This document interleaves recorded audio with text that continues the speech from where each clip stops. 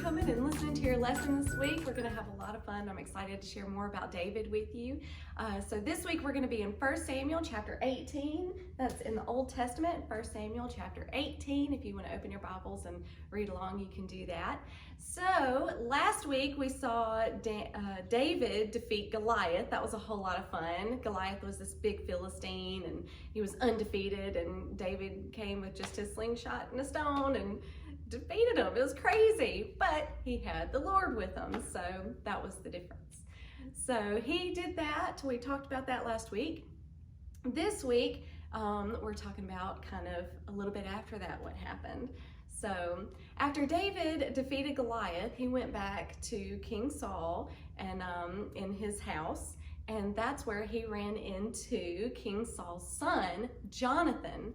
And they immediately hit it off. They loved each other like brothers. They got along really well, and they just really liked hanging out. So Jonathan actually gave David his robe, which was a really, really big deal.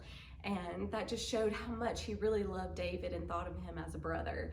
So they promised each other that they would always be friends and love each other for the rest of their lives and take care of each other if they ever needed it. So that is really cool how they kind of became best buddies there.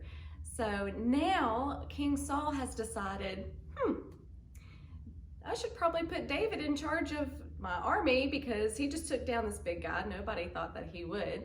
So that's exactly what he did. He put him over his army and sent him out to defeat more enemies.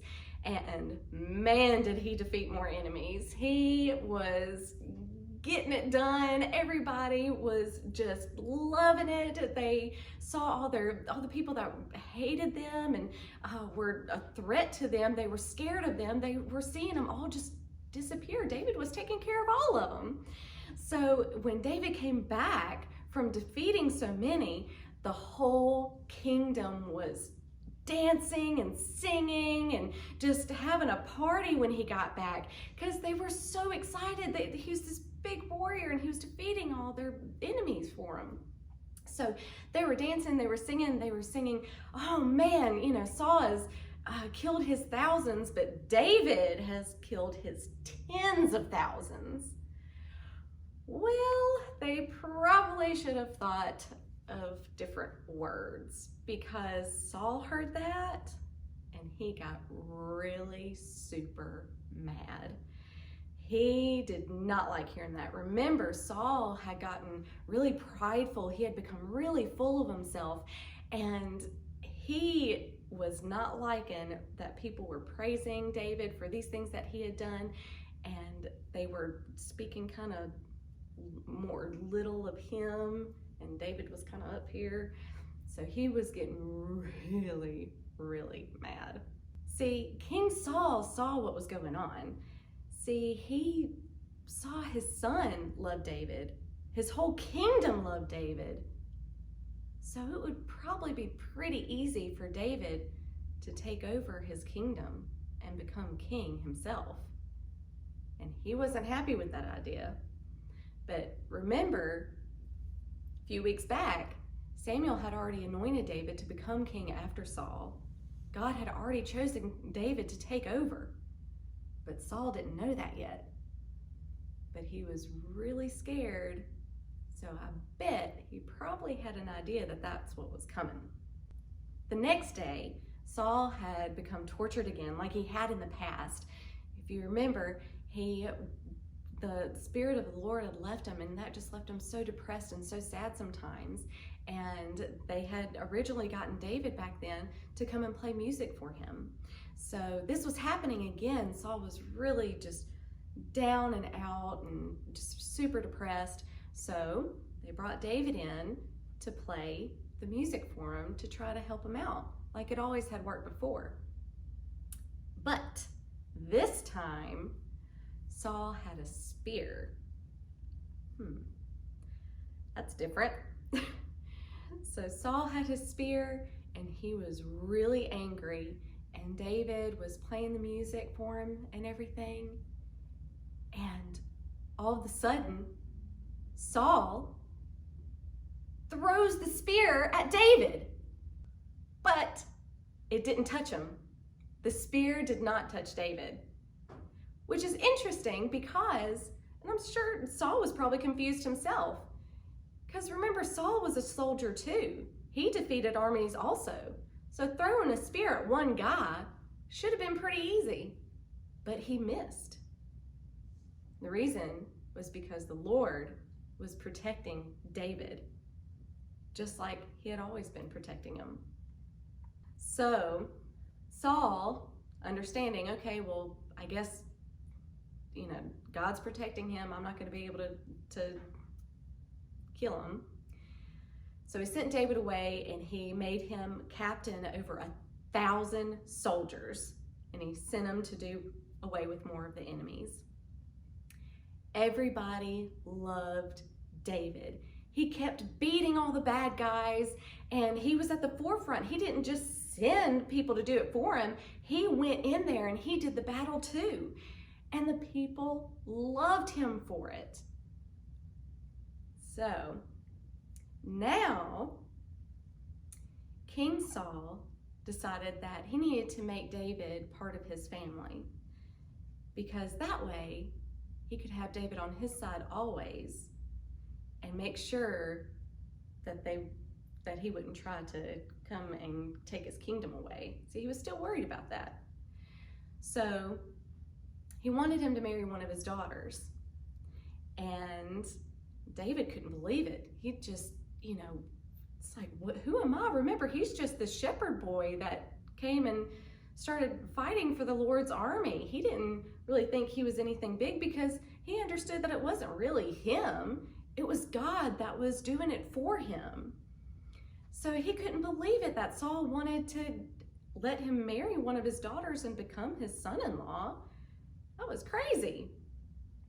So Saul had said that he wanted him to marry his oldest daughter, and David couldn't believe it. But Saul's oldest daughter had already been engaged to marry someone else. So one of his younger daughters had said, you know what, I really, really love David. I love him a lot, and I would really like to marry him. And so Saul told David, I'll tell you what, she really loves you, and I'll let her marry you if you go kill 100 Philistines and bring me proof. So David said, okay, I'll go do that.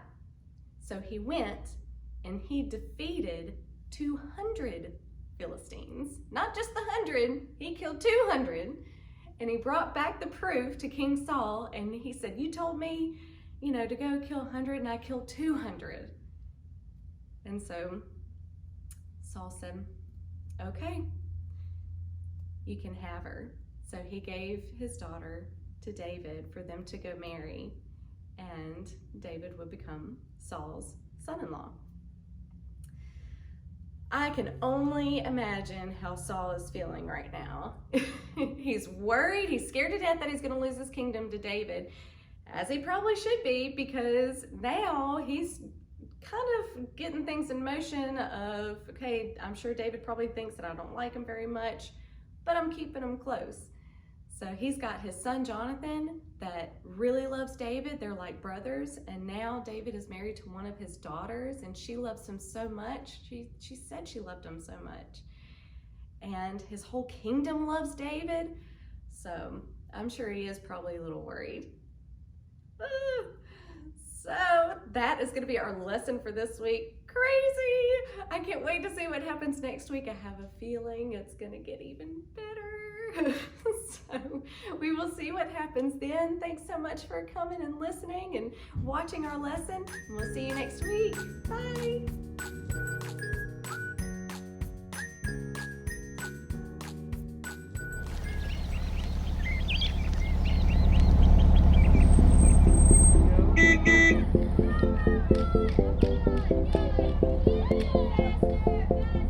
Woke up this morning feeling kinda blue, a little sad, but I know just what to do. Whoa, oh, oh, whoa, oh, oh.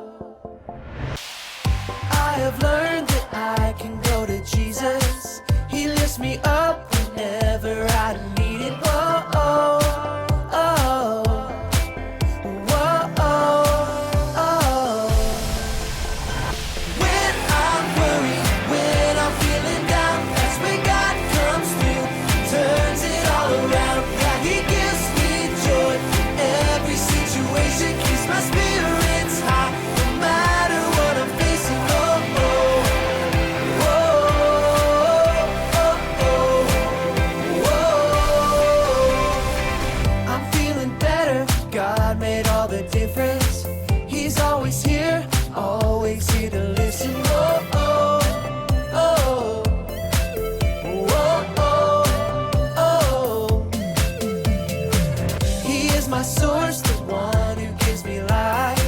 He is my God and he's good all the time. Oh, oh, oh, oh, oh, oh.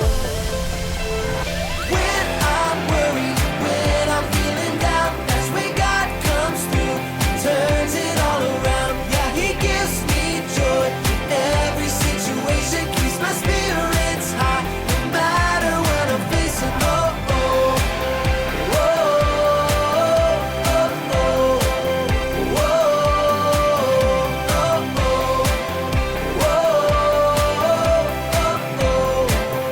oh, when I'm worried, when I'm feeling down, that's when God comes through and turns it all around. Yeah, he gives me joy in every situation, keeps my spirits high, no matter what I'm facing.